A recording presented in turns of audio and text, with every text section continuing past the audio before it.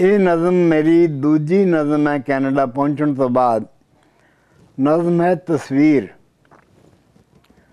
ਪਿਆਰੇ ਵਤਨ, ਮੇਰੇ ਮਨ ਉੱਤੇ ਤੇਰੀ ਇੱਕ ਤਸਵੀਰ ਸਦਾ ਲਈ ਅੰਕਿਤ ਹੋਈ।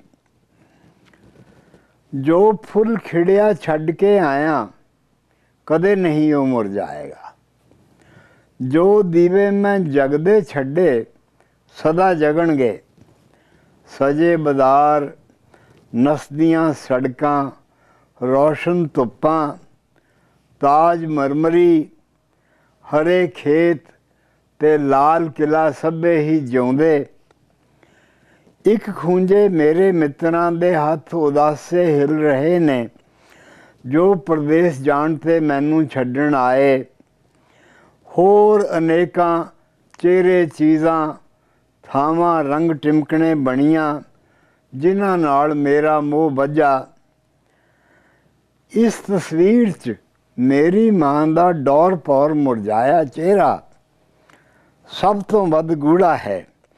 ਪਿਆਰੇ ਵਤਨ, ਮੇਰੇ ਮਨ ਉੱਤੇ ਤੇਰੀ ਇੱਕ ਤਸਵੀਰ ਸਦਾ ਲਈ ਅੰਕਿਤ ਹੋਈ।